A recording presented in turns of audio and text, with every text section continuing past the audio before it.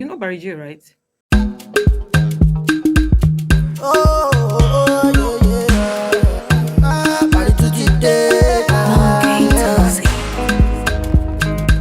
I discovered him some years ago. I mean, this song, Ogara, is the song that really put me onto him. It's so addictive, so sweet, so delicious, so tasty, so everything, right?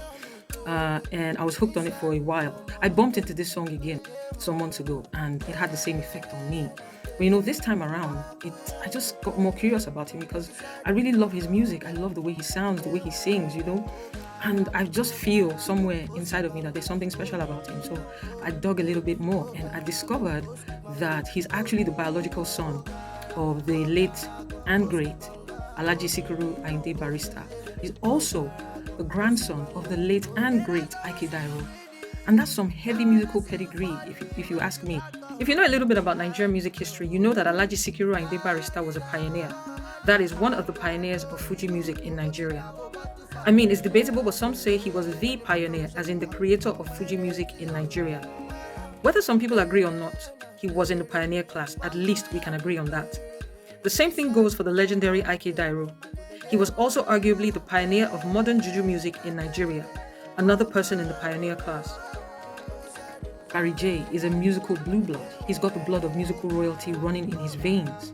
And that made me even more interested in him. So I dug a little bit more. But this time I was looking for traces of the sound. Belonging to the pioneer class of these very, very powerful, very strong genres in Nigeria is not a small thing. So I wanted to see if he was doing anything with the sound in his own generation.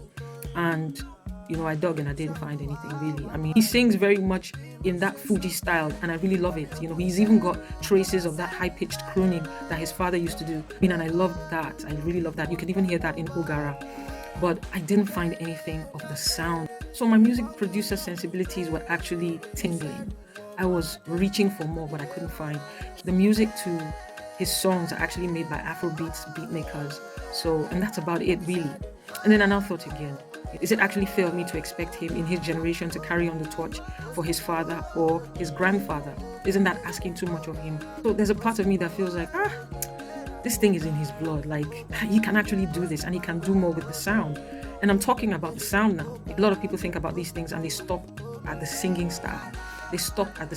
I'm not talking about the singing style. Barry Jhay has the singing style down.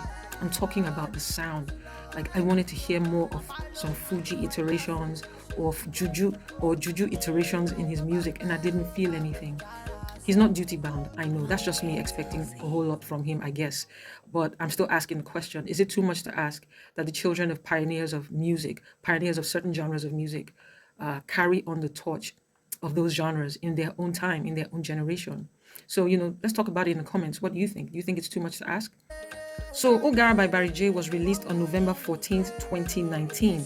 It was produced by Tuzi and it was mixed and mastered by the amazing TY Mix. No wonder the song is a banger. Tuzi and TY Mix. Come on now.